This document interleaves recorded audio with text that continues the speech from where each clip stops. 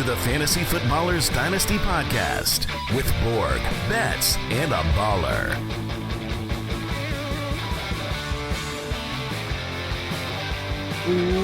Welcome in.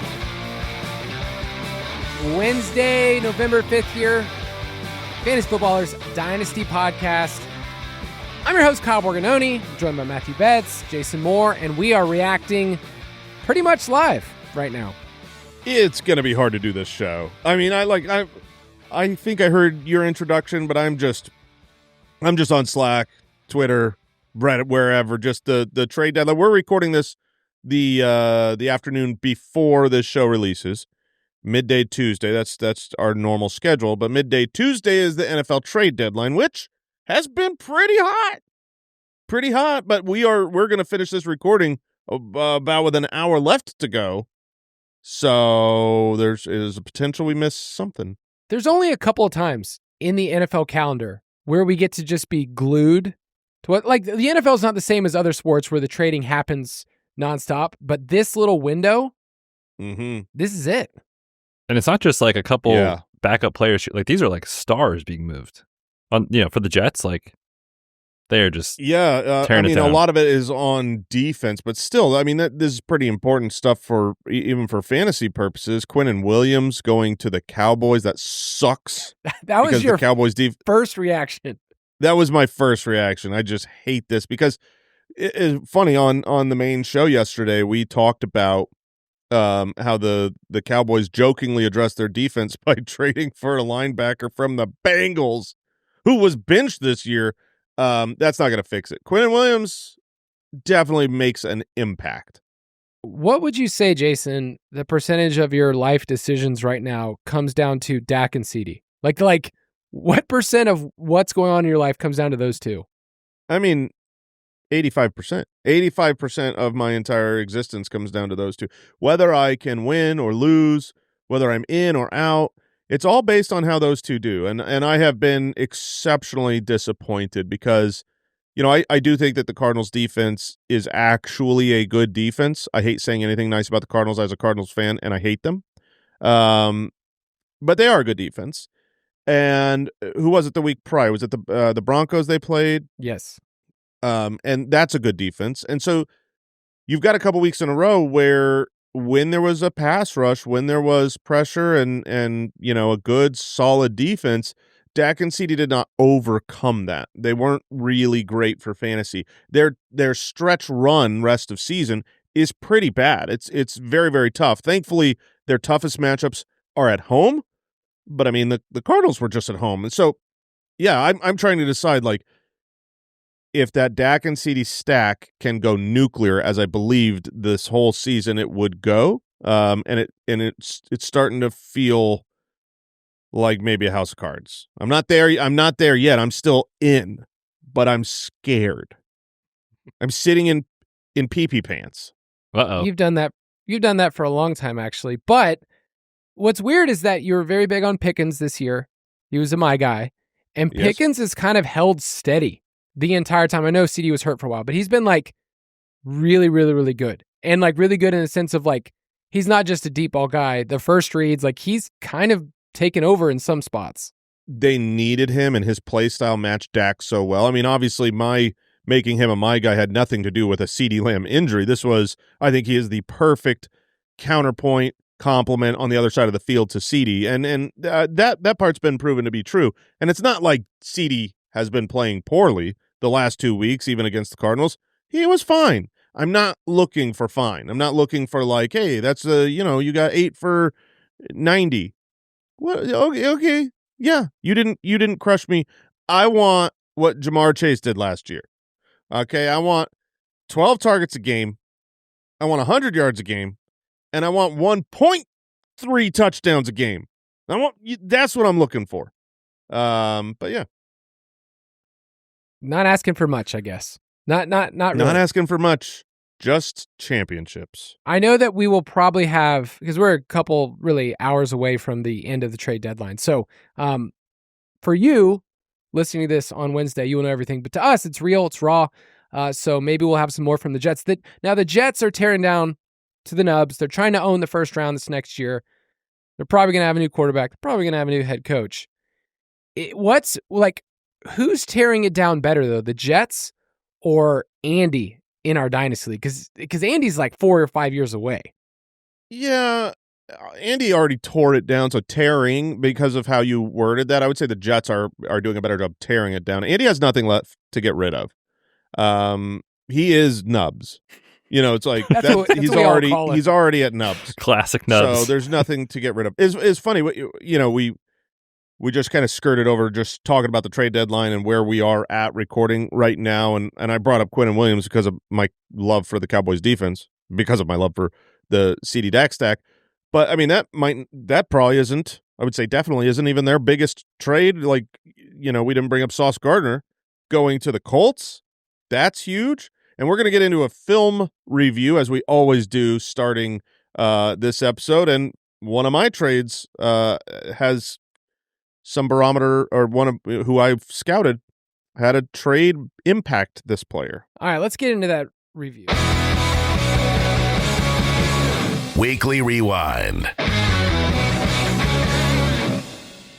Every week, we go back and rewind the film in season, try to do a deep dive on a couple players, and we all picked rookies this week that were basically thrust into bigger opportunities, all three of them this week. Betz, I will let you start first because it has been a slow build. I've been patient on one of my dynasty teams, and I was able to start him this week. It wasn't like a great ceiling outcome, but TreVeyon Henderson, he did see 75% of the snaps. Yeah, the box score doesn't look great for fantasy, just 10.7 half PPR points, but 75% of the snaps and 20 opportunities.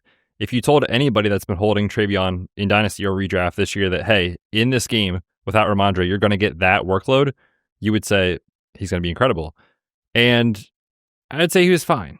He was fine. He wasn't great for fantasy, but watching him play, I mean, he took on the vaunted Falcons defense, Kyle, which is just, it's a good unit. Who knows what they are week to week? Seriously. A lot of his runs were between the tackles right up the middle. And when I think about when we were scouting TreVeyon coming out of Ohio State, to me, his best attributes were kind of on the perimeter, get him on the boundary, get him on outside zone runs. And in this game, he really struggled with these between the tackles, like bell cow roll, 3.9 yards per carry, middling average, nothing crazy there.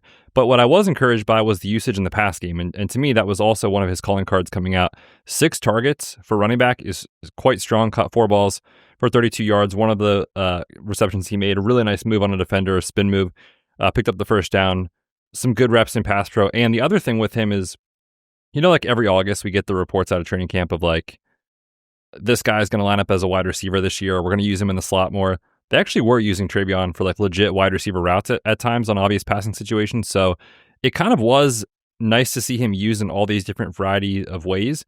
But I was a little disappointed with his actual rushing performance, kind of how they used him there. But 6 targets, we'll take that. We'll see what's going on with Ramondre's toe here moving forward. But I do think, looking at kind of the opportunity he had, he gave the offense what they were looking for.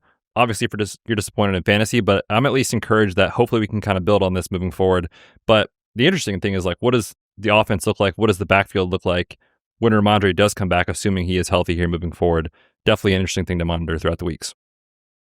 We will talk about Henderson a little bit later when we talk about some dynasty tiers on this episode. He's obviously dropped from where people valued him at the beginning of the season, where he was kind of a top 10 in startup.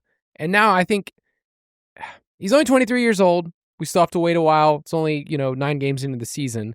But it was nice to at least that they gave him the workload. I think the touchdown is what people are still going to hold against him. Mm-hmm. But Max Payne. They only had 1 carry inside the 5, and it didn't go to him. What's ironic is you're bringing up a player who is currently in rumor mills of trading for a running back. Like, as of this, there's stuff going around that Tony Pollard's going to go to the Patriots right at the deadline, and that would impact everything we say on TreVeyon Henderson. So we'll keep our eyes on that for up to an hour before trade deadline. Yeah, and everything you just said, Betz, would just be crap. Absolute crap. That's correct. It always is. That's what Kyle. I do. That's what I do. No, we love you, Betz. I'll hop in next. One of the trades that happened, Rashid Shaheed traded to the Seattle Seahawks, and I'm looking at his quarterback, rookie Tyler Shough, or as we called him on today's episode, Tyler sucks. It was just too easy. It was right there, low hanging fruit. But I wanted to go see. Kyle and I are lifelong Chris Olave truthers. Okay. And so now Chris Olave is the one. Last week we were curious what the target pecking order would be, and it was actually Shaheed ahead. But I don't care about any of what the pecking order is. If the quarterback can't play football. So I wanted to go and watch and say, how did he look? Because to be honest, when we got 9 games up going at a time and we're watching all these TVs, the game like the Rams and Saints, where it is a blowout and one side of the ball is doing absolutely nothing, that game draws my eyes a lot less. So I went back to watch. And Kyle, I think you're going to be disappointed with what I took away from my film study. He was not that bad. Not that bad. No. I actually don't think he played poorly. I don't think he played bad ball. Now, are the Saints bad, and will the total fantasy output be not good? Yes, that is correct. It's not like it was great with Spencer Rattler, but it wasn't quite as bad as the total end statistics looked like on a, his final stat line. Let me pull it up here. He was 15 of 24, so 63%, which is not a bad number for a rookie. 176 yards, 7.3 yards an attempt, 1 touchdown, and 1 interception. That interception was at the very end of the game on kind of had to scramble. They're down 34-10. You just gotta chuck it up and hope for a prayer. He also had 2 pretty bad drops. One from Alvin Kamara, which you don't usually see. One from Juwan Johnson, which you do often see. So just take one of those away. But I was pleasantly surprised. I didn't feel like his ball placement there was one play that was just an outright terrible throw, just awful. One of those where he's and honestly, I don't know if it was him or Kamara because it was thrown so poorly. It was I think it was more of a miscommunication. He threw it like Kamara was going out to the flats, but Kamara kind of turned upfield and he threw it to the flat, and so it was. I don't think it was inaccurate. I think it was miscommunication, and that's going to happen in rookies. But his pocket presence, his pocket awareness was. I was pleasantly surprised by that. This was a really good Rams defense that he was going up against, and his ball placement, his accuracy. He didn't do anything great. Obviously, they scored 10 points in the game, and I think Taysom Hill came in and spelled him. But this was his first start against a tough opponent that came to play and beat the tarnation out of them. The Rams offense just took over this game, and so. He only had 24 passing attempts, a very low number, especially in a Kellen Moore offense. And it reminds me a little bit of what we saw from Bo Nix to start the season last year. His first 4 games in his rookie season, he was, he had some training wheels on. And even though Tyler Shough's 100 years old and played 70 years of college football and should be able to come in and be the starter from week 1, I guess my point is I expected to see hot buns.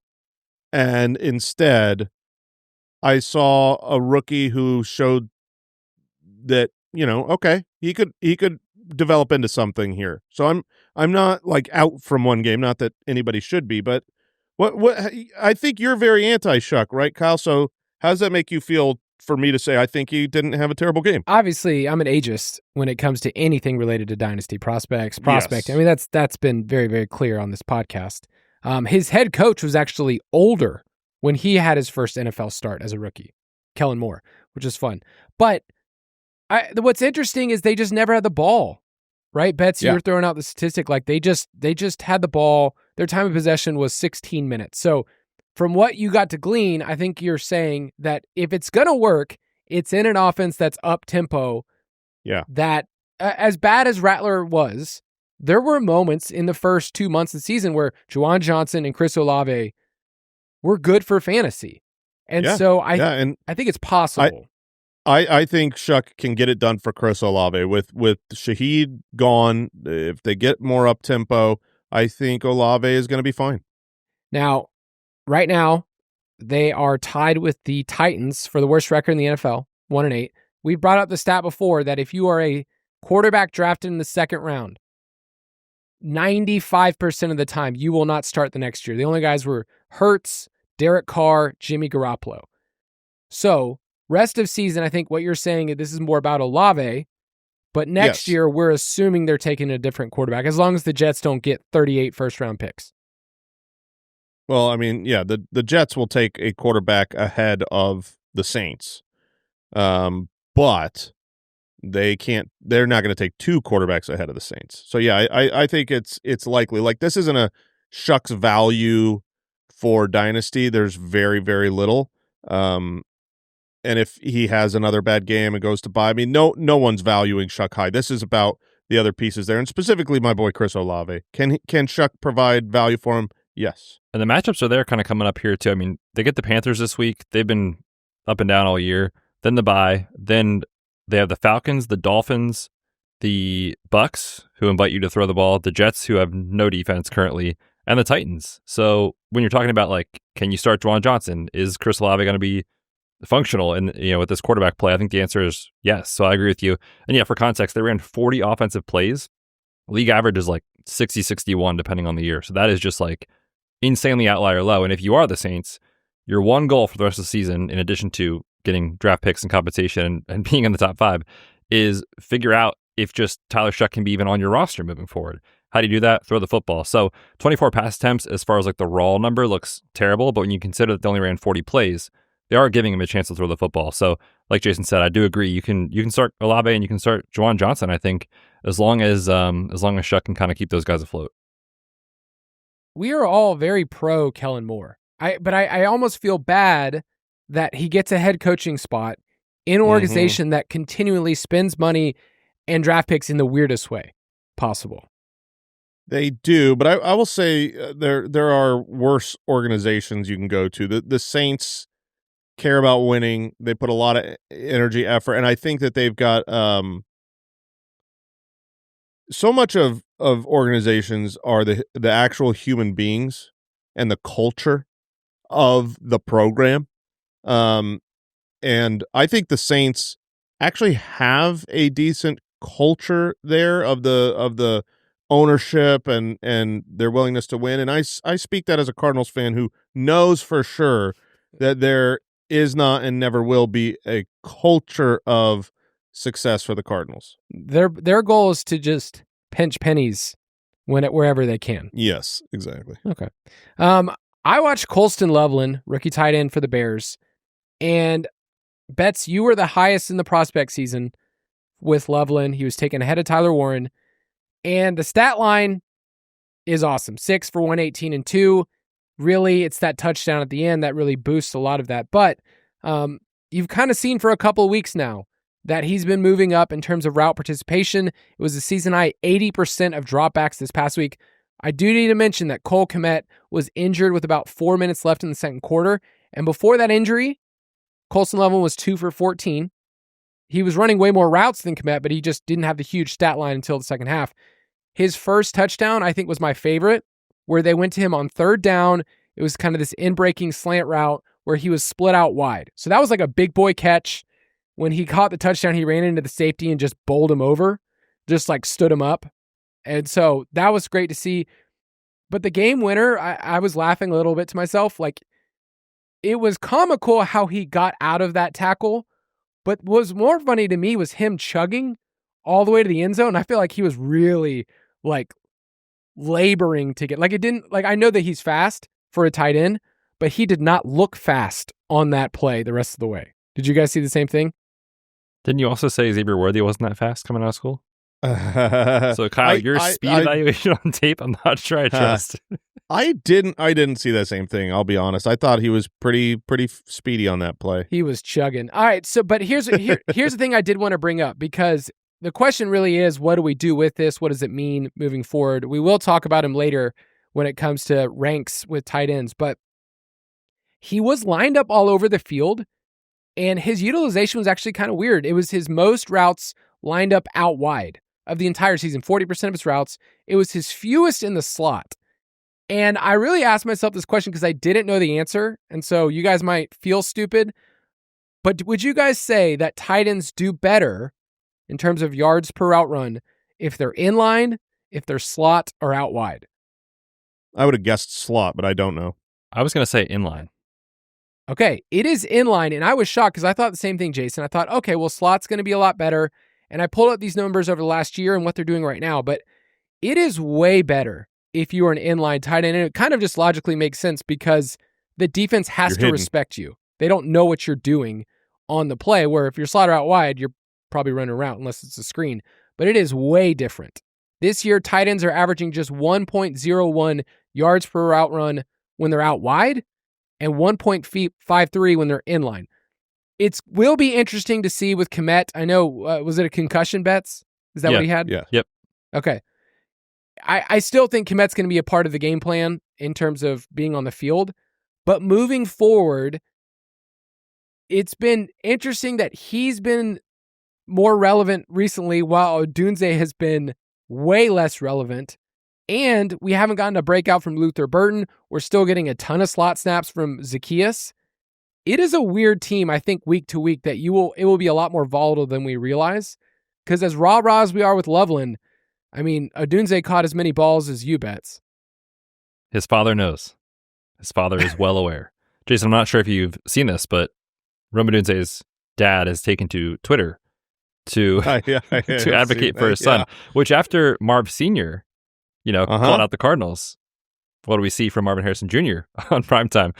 So what we're saying is Rome Odunze is going off this week. It is interesting. The offense is weird, man. Like, we talked about it with Mike last week where it's like, dude, DJ Moore and Olamide Zacchaeus have the same number of targets. Like, that just is not a sentence anybody could have fathomed entering the year, but he fills a role. They trust him. Like, and Luther Burton was out for this game, but Luther Burton has really struggled to kind of earn a consistent playing time and role. So it does kind of feel like the offense has upside and it's exciting, but like nobody is really taking command of the offense to a point where you can for sure know that they are this kind of locked in fantasy asset. I think there will be great games from Odunze moving forward. I think there will be great games from Loveland. I think there's still a chance maybe late in the season that Burton can kind of have a spot here, but it is going to be super, super inconsistent, I think. So, I mean, I'm obviously very excited about what Loveland did, but this is also one of those things that the context matters because the matchup is just unbelievable. And It was the production's inflated by the last drive of the game and Kmet's injury. But at least if like you've held on to Loveland, you have him this long, whether it's redraft or dynasty, like you have to be excited about, hey, he's seen an opportunity and now I know he can do it on an NFL field. Let's see what he builds on here moving forward if he can really kind of, carve out a consistent role in the offense. Yeah, you just want to see a spark of something early on. And we're not saying it's going to be sustainable. He's probably going to have some ups and downs, but it is nice to see for the 10th overall pick. Let's take a quick break, and we'll be right back.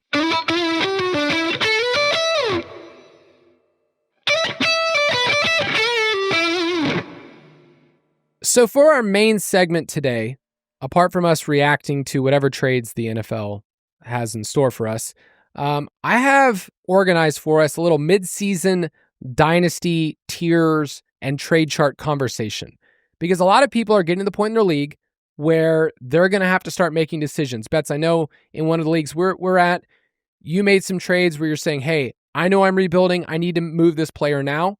I'm in a league right now where I did the same thing this past week. I was able to acquire Drake London before his 3-touchdown game in a dynasty league, so I'm feeling pretty good about myself. But we do have something that we've been working on behind the scenes. I know Jason can speak to this way more than myself, but as much as we talk about how trades and trade charts and trade valuations are hard, we decided, why don't we build out one that we actually believe in? So Jason, why don't you just talk about the trade analyzer and what we've been doing behind the scenes? Yeah, I mean, we wanted to build something that we actually believed in, that we thought was good, that was taking into account. It's beta, and it's about to launch any day now. But it'll take a look both at your redraft and your dynasty leagues, help you find trades, import your leagues, help you visualize them. And I think it's just a really easy to use, and we've tried our best to make it very clear to the end user of like, not only this is how to use it, but this is where the value is in the tool. So we're excited to launch it. It's going to be a beta version. I'm sure we'll have some bugs and some kinks to work out, but that'll be available for any Foot Clan member over at footclan.com. So you definitely want to check that out. All right, let's get in the conversation. Dynasty Rankings. So along with that trade analyzer, which will be out soon, there's an article that is up on our site that I've been working on in the shadows. It's just called Midseason Dynasty Tiers and Trade Charts. And really, I think a lot of times the questions we get are people saying, hey, how much is this player worth? What do I need to get for this player? And it's always a little bit more of a nuanced conversation when you're trading certain players. So for instance, I have Josh Allen. He was the quarterback one in the Ballers Dynasty ranks in August. And guess what? I would still rank him number one. I guess you could take Lamar if you want to, but just because you have Josh Allen, sometimes people think, well, I need to trade him, or if I'm in a rebuild mode, I need to trade him. I'm rebuilding in one of our Dynasty Leagues, guys, and I've gotten a lot of offers for Josh Allen because people know my team stinks in Dino Jr. I'm telling you, the offers I'm getting are just not worth it for me to move on. And a lot of really stud players we're going to talk about today in the elite tiers, I don't care what season your Dynasty team is in, if you're rebuilding or not, like, these players fit every single window or season that your team is in. Josh Allen is good. Josh Allen's going to hold value if you're rebuilding or if you're a stud team. Would you guys agree? I would agree with that, but I do think that there is a move or moves that you might want to do if you are a true rebuilder. If the rest of your roster is trash, you know, I don't. Let me ask you this: would you trade? I don't know what the offers you're getting, but would you trade Josh Allen for Drake Maye and a first-round pick?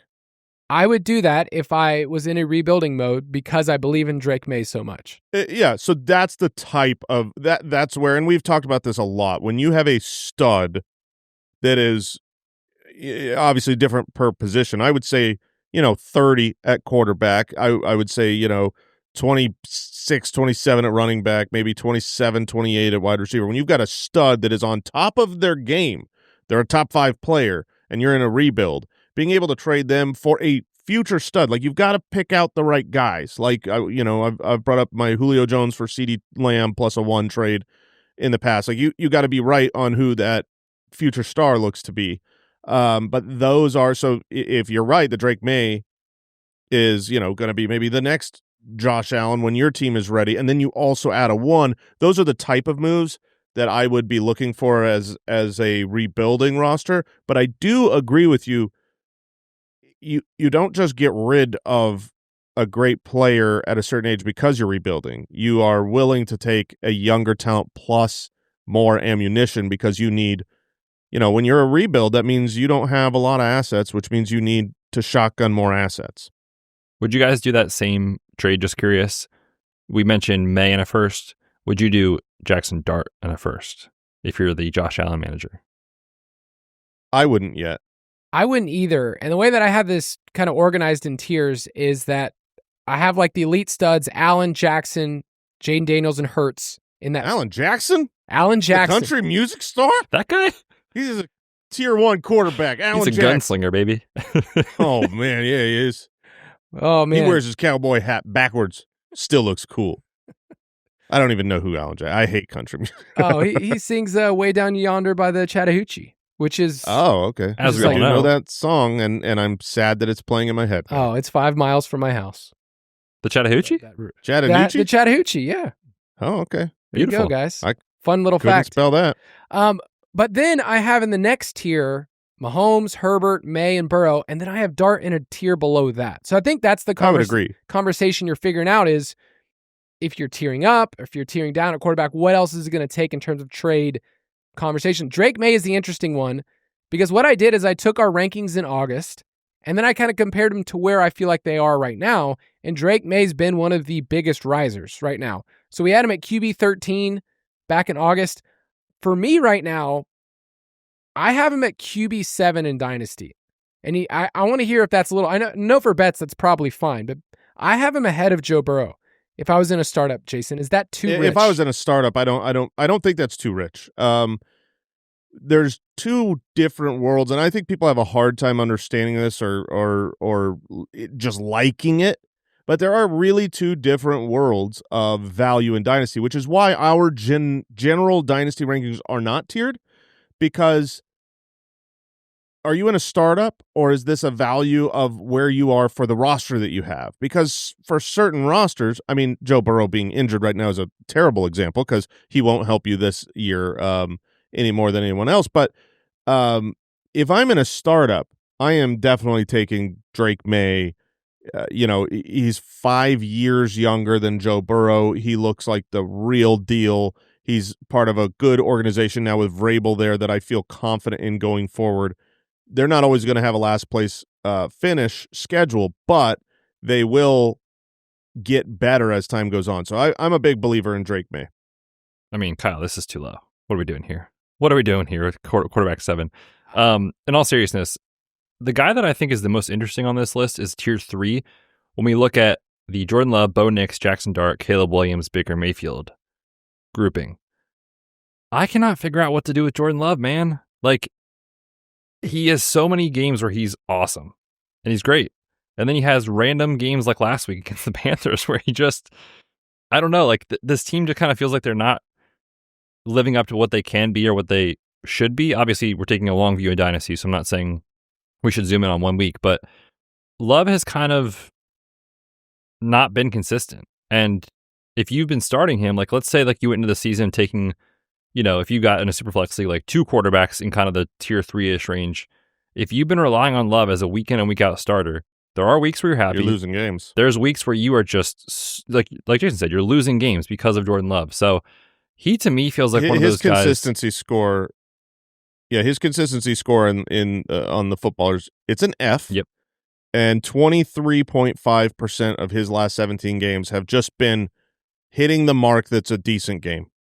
Less than a quarter of his games hit that mark. And so, yeah, I mean, I would agree. And he's 27. He's not he feels younger because he sat so long, but he's not, those years they still count for his age. Yeah. And for his future NFL playing career. So I would agree with you. To me, I wouldn't put Jordan Love, like I would rather have everyone else in that tier over Jordan Love. I agree. It's tough because, so I'm in a league where I have Kyler as my QB2 in a Superflex. I'm like, what am I going to get here? Do they even care about him? What does Jonathan Gannon think?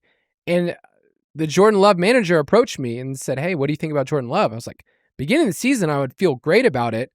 But for actual fantasy purposes, Jason brought up, it's like, I don't know what I'm getting here just because I need another quarterback in a Superflex league. So I have him at QB9 here.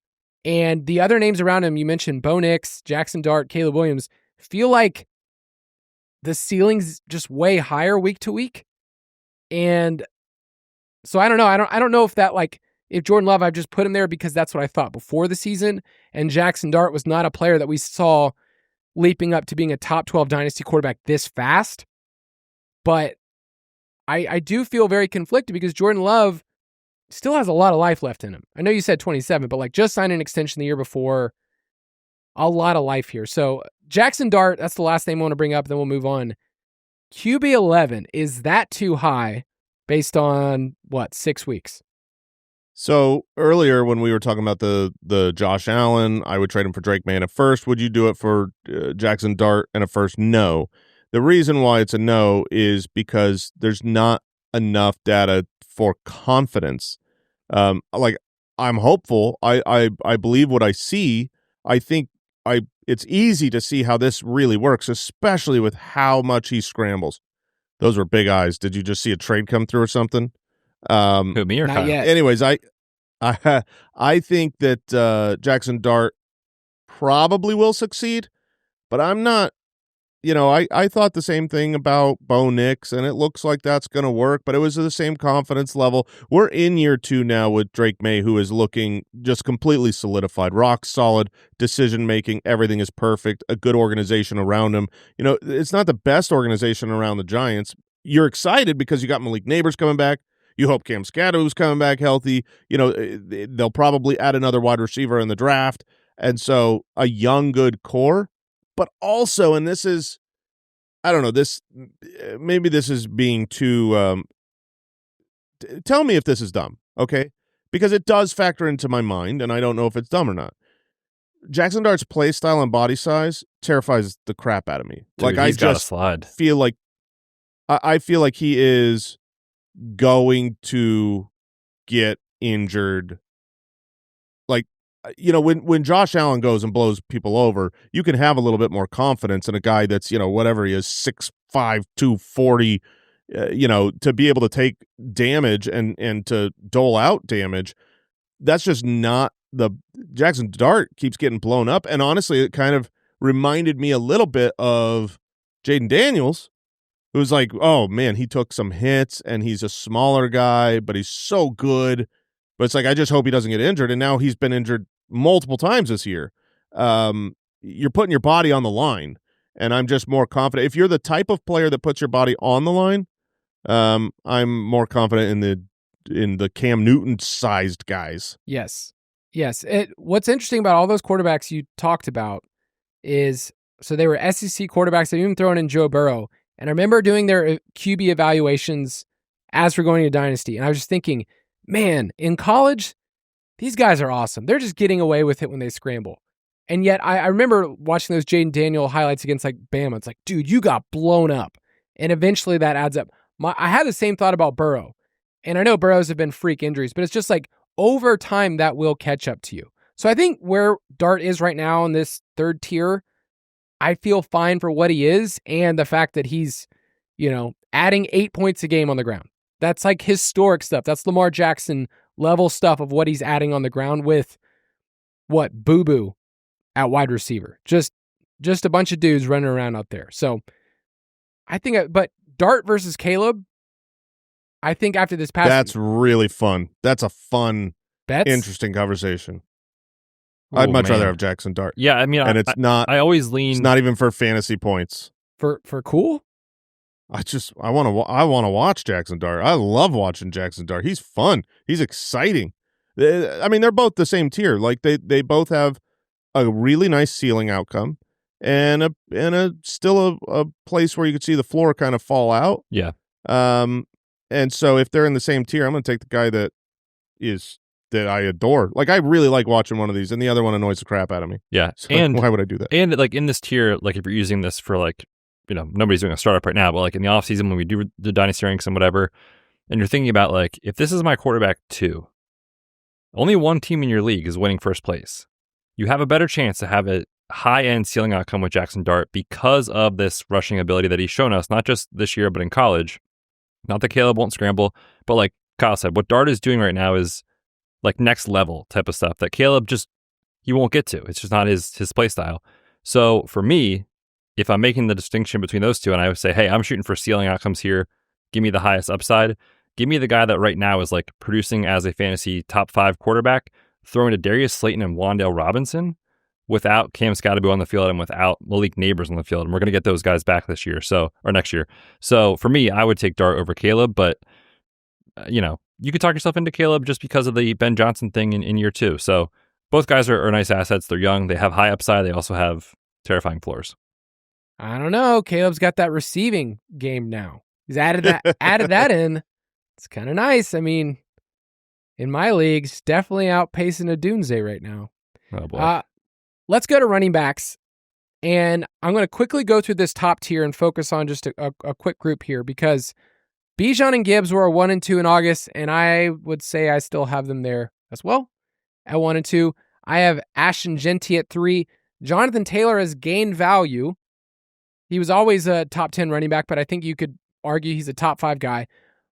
But in this next tier, I'm calling it tier 3, it's an interesting group. I have Devon Achane, Omarion Hampton, Quinshon Judkins, and who knows what to do with Bucky Irving right now. All of these guys, I would feel so good if I had them on my squad as a building block for my team. I have Achane on one of my dynasty teams, and every single week I'm like, this is great. I know that I have a top 12 performance every single week. He's young. He's great. I think what's hard is trying to order them and then figuring out beyond this year, how should I value someone like Hampton, who we've seen, 4 games? And Judkins, another player who we didn't know what to do with before the season, and now I would love to have Judkins on my team. So how are you distinguishing these four? Achane, Hampton, Judkins, and Bucky, Jason? Yeah, I mean, I think you've tiered them pretty perfectly. I would say that is the next tier after those 4-star players, and I'm in on all four. I know Bucky has the injury right now that is nebulous, and we're just not sure. Is he coming back soon? Is he coming back never? And he's got the 4th-round draft capital, but we're too recency biased there. He was awesome. They committed to him this season, and he looked every bit the part of a workhorse bell cow running back that was sensational on a good offense that has been good for many years in a row. So I'm not afraid of Bucky. Achane, Bucky and Achane both a little bit more undersized. You worry a smidge about injury. Like would I sort it this way? I would personally have, if this was not including this year, so a startup for next year, I would have Hampton above Achane. I would probably have Judkins above Achane, but they belong in the same tier. Yeah, I agree. I think with Hampton, it's so easy in Dynasty to kind of be out of sight, out of mind. Same thing with Bucky, but you have to remember just kind of zooming out what this offense can be when they're healthy. And the rest of the season, they're just not going to be, right? No Joe Alt, Rashawn Slater, they've had injuries at guard. Like the offensive line is just a complete mess. And so when you're thinking about like, what does this offense and team look like next year? We've already seen a glimpse of what it could be with mostly healthy line early on. And Justin Herbert and the wide receivers and the offense was just humming. So I wanted to just zoom out and say that's probably what we're getting next year. We get these guys healthy again. You get Omarion Hampton back in the lineup. Najee probably not on the team, and it doesn't even matter. He's a 1st-round pick in Omarion Hampton. So yeah, there's definitely an argument you can make for him, like above Achane or whatever order you want to put it in. But I do agree. I think this is a good list. I think this makes sense as far as the third tier here with Achane, Hampton, Judkins, and Irving. One of the things I did in the article is just start with, if you were to trade these players, here's what I would want to start the conversation with. So for those running backs that said, I want 2 firsts. Like I want you to be able to pay up because these are young assets. And I see a lot of people say, hey, I'm a rebuilder. I don't want running backs. And that, like, you do want running backs because they hold their value in seasons 2, 3, and even 4. So that just because you trade them away in year 2 because you're not competing, it doesn't actually make sense because you're not getting top value either for these players. So just because you're rebuilding, it doesn't mean running backs are bad. I see that a lot from people. In tier 4, these are a lot of the running backs that either got contracts this past year or are starting to age a little bit, and we're trying to figure out what to do. So I see a lot of questions about Saquon, about McCaffrey, Josh Jacobs, who right now are going to kill for your team, but nobody wants to be left holding the bag a year from now. So all of these guys in this tier, which you can find on our website, have held value this year. Like they're all pretty steady. Saquon's probably the one that's lost the most value from just a sentiment. But all of these guys, don't just trade them away though because they're old. I do think that a year from now, you could be losing out on Saquon getting top tier value. Because I'd want 2 firsts for Saquon as well. Do you guys feel the same? Yeah, for sure. You can't get rid of guys just because they're old. And then you have to, the way that I look at Dynasty is I usually try to look at it in 3-year windows. So Christian McCaffrey's 29.4 years old. 3 years from now, is he going to have the same value at 32.4? Most likely not. But you gotta, it's an imperfect science. I really try to look at these guys and think, okay, who are generational? Who are freaks of nature? Because I feel like it was 5 years ago, people were getting ready to trade Derrick Henry for nothing. If you're a contender, just go to, trade for him for a second because he's getting up there in age. And it's like, I've got some dynasty squads that have been rocking Derrick Henry to great success for the last 4 years where he's been too old for 4 years and not at all. So who could do that? Could Saquon really overcome the age cliff? I think so. I know he's struggling right now compared to what you paid for him and what he did last year. He's 28. Could he be good at 31? Yeah, I think so. Josh Jacobs, I've never viewed him quite as generationally. He's a very, very good running back. He's 27.7 years old. Will he be great 3 years from now? Probably not. So I think of the three, Saquon is probably the guy. He's in the middle age-wise. He's probably the one that I believe in the most for Dynasty. I want all three of those guys, and I'm not trading them for pennies on the dollar. And if I'm competing, I'm not trading them at all. I'm going to go get a championship. And if I'm rebuilding, then I am going to try to look to get, a young stud in the first. And I think right now, too, remember or multiple first. We always talk about that, like, kind of cyclical life cycle of trading and when to trade veterans and when to acquire picks and stuff like that. If you are like a fringe team, obviously now's the time to kind of make up your mind because most teams or most leagues have their trade deadline coming up in the next week or two.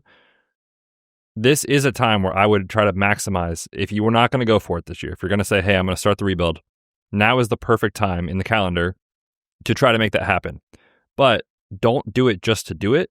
You have to get fair value because like Jason said, these guys, assuming health in the offseason and all that sort of stuff, when we fast forward to next year in September and October, if these guys, we think they're that good and they're still going to kind of maintain another 2-3 years in the league and be very, very good for fantasy, you will have another opportunity next year to do the exact same thing. So don't sell them off just to do it because your trade deadline is coming up, but definitely float them out there and see if you can get max value right now. And that's why right now is a great time to do it because you've got a week or two left. Don't just wait for the day before the trade deadline to be like, this guy's on the block. Go start working deals. And for rebuilding teams, this is your window. Use it. This is your time to shine. Your time to shine is not going to be fantasy playoffs a couple weeks from now. That's your time to take a nap. Right now is your time to go out there and try to be Howie Roseman. Oh, if only I could be Howie with all my moves. No, I did the same thing. Dave Montgomery was kind of like a top 20 dynasty back. It felt like multiple years. And every year I was in the same cycle of like, he's a valuable player to teams at, week 8, 9, and 10. They need running backs. And so it took me a while to work some deals, but eventually I was able to get a first plus something else because people wanted Dave Montgomery a year ago. And those are the kind of players that you want to definitely try to strike while the iron's hot right now. Let's take a quick break, and we'll be right back.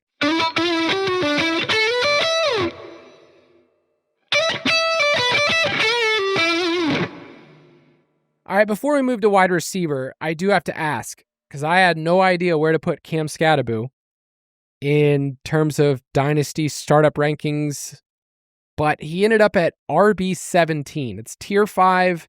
He's right next to RJ Harvey. As the one who still looks like Skattebo, Jason, is that okay with you? Is that fine? Is that bad? I wanted to be the one to ask the questions about Cam Skattebo. I don't know, man. I don't know.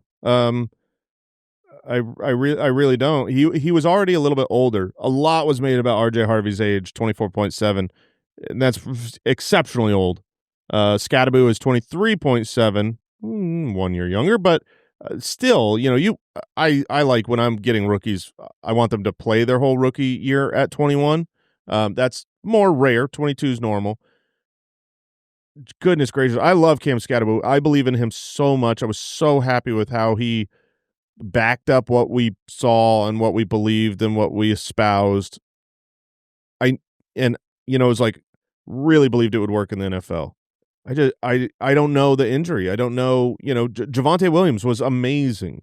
Was one of the greatest, top 5 dynasty startup picks, or certainly dynasty at the running back position picks. And that injury, I mean, I'm so happy he's doing what he's doing now for the Cowboys and he's relevant again. But, all of his value was washed away for 3 years. And I do think, and Betz, I'll let you follow up on this. Please be accurate and correct. Don't tell you what you want to hear.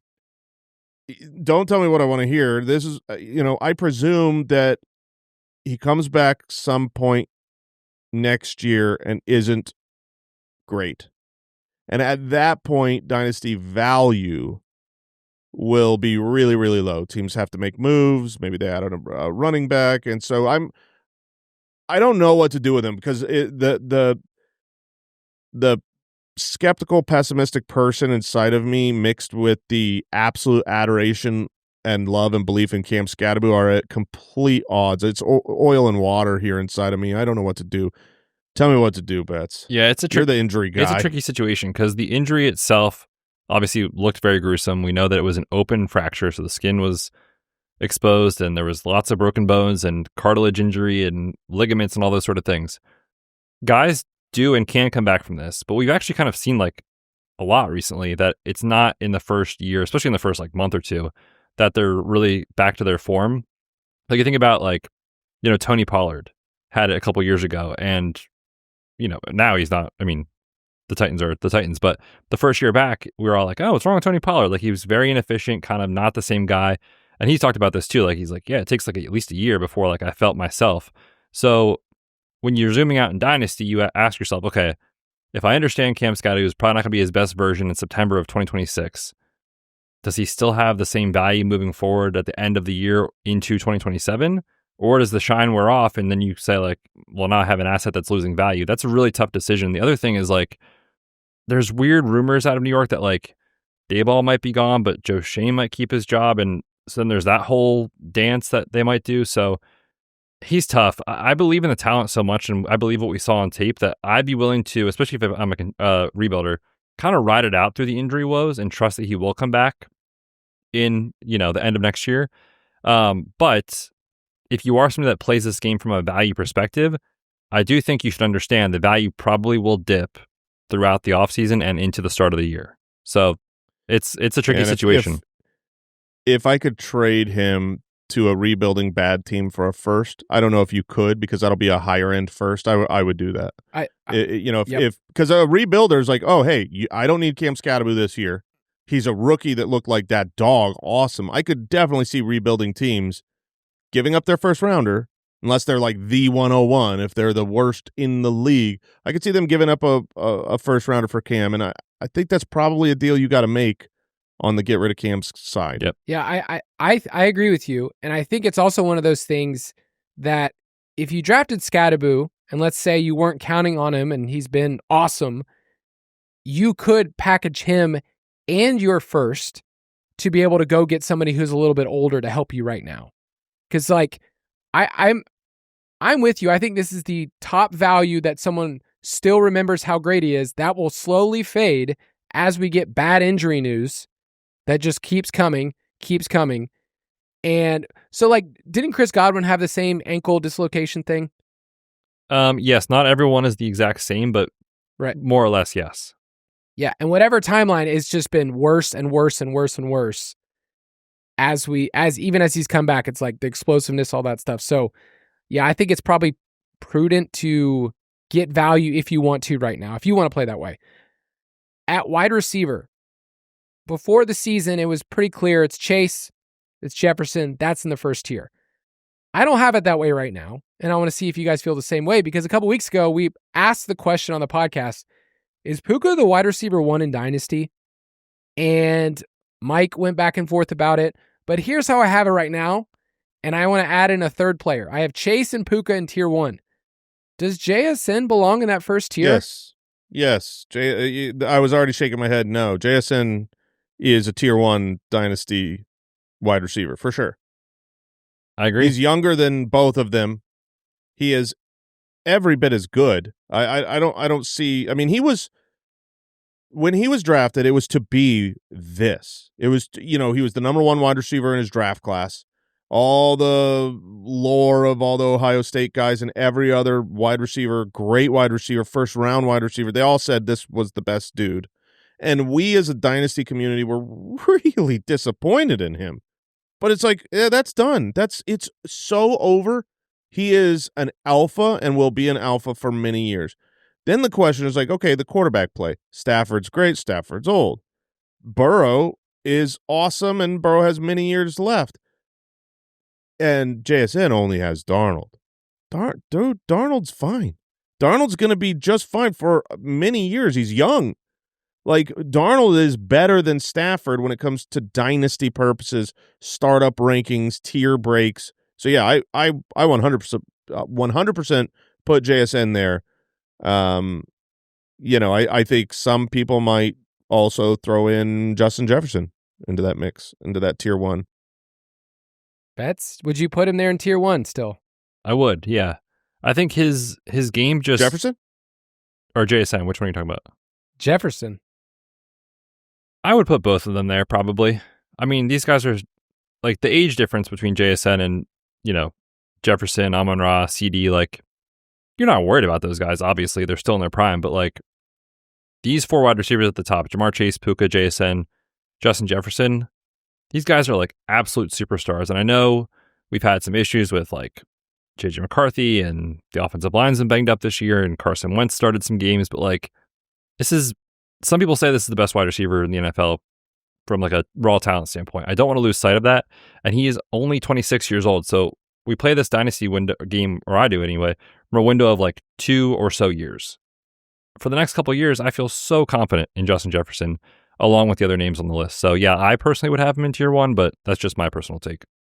I think startup wise, JSN being at 23, again, startup, not this changes depending on whether you're going for it now, not, but I would draft JSN ahead, and then Justin Jefferson, Amon-Ra, CeeDee Lamb, and Malik Neighbors, those guys to me are in the same tier because they're all basically 26 years old, and Justin Jefferson's the best of those 3 26-year-old wide receivers, but he's got potentially the worst quarterback situation of the 3.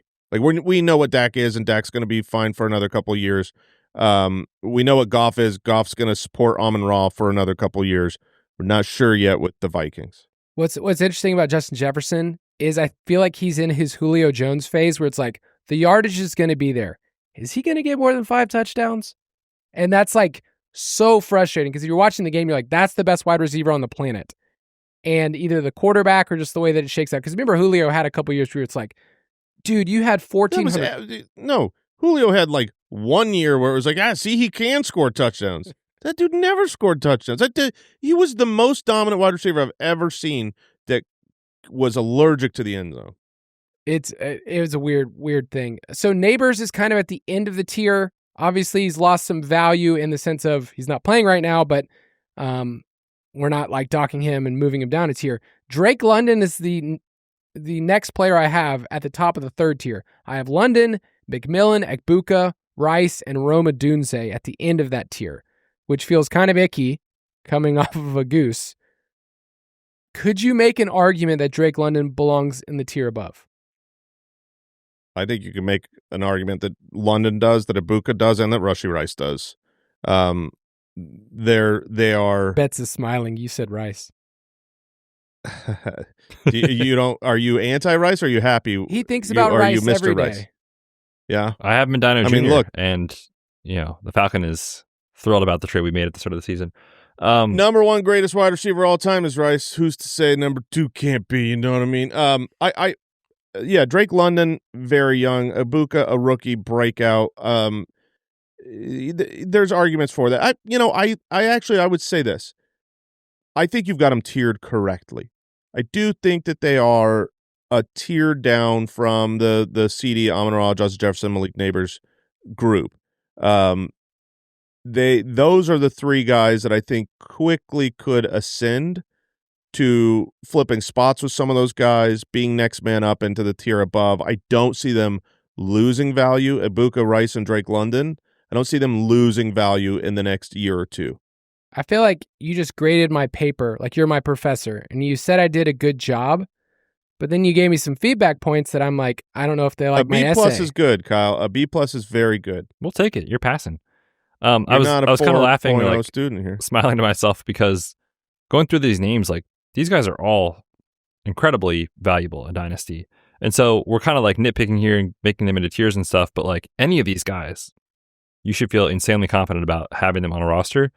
The one guy I do think we could look back and like talk about this kind of next year in a different light is what happens in Tampa, right? Like Evans, another serious injury.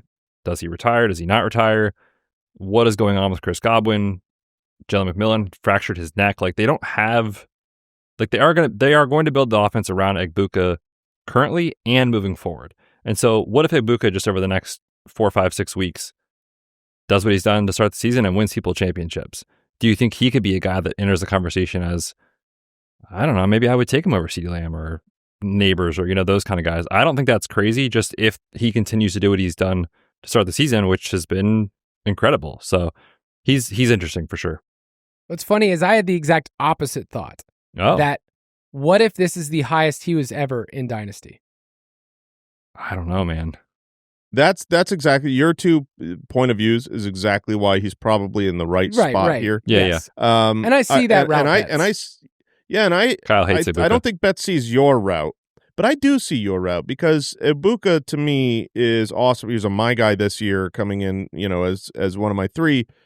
Adored him. I said, going into the draft as just a pure wide receiver, not necessarily for fantasy, but just as a pure wide receiver, he was the best wide receiver in this draft class. The problem was the for fantasy part.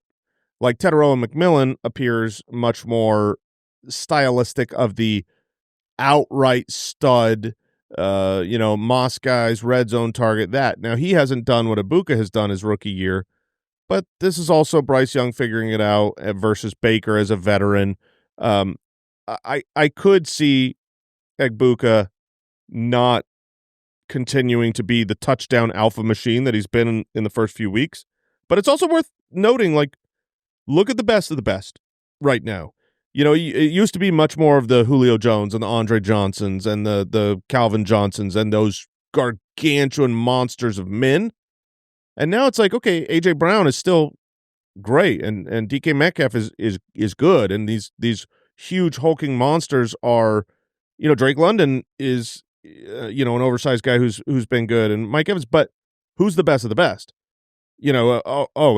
It's more of the Justin Jefferson, CeeDee Lamb, JSN, which feels like maybe Egbuka could go that route.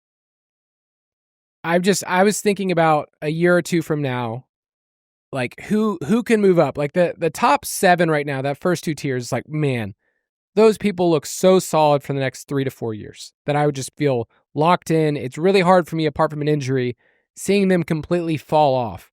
And then over the next couple of years, we will have an influx of new guys. Eventually, 2 years from now, when Jeremiah Smith of Ohio State comes in, it will be like, that's a dude who immediately could be that dude, could be top 5 right away. So there's a lot of movement, but these first 12 right here and all the rest of these wide receivers, every single position, I have them tiered out if you want to check out the website. It is called Midseason Dynasty Tiers and Trade Charts. And like Jason mentioned, we have a trade analyzer coming out very, very soon that will help you in all your decisions, all your conversations you need to have. Make sure you check that out at footclan.com. That's going to do it for this week. Next week, we will be talking more trades because your league deadline is coming up. We'll talk to you then soon. Bye. Thanks for listening to the Fantasy Footballers Dynasty Podcast. If you want to take your dynasty skills to the next level, check out thefantasyfootballers.com.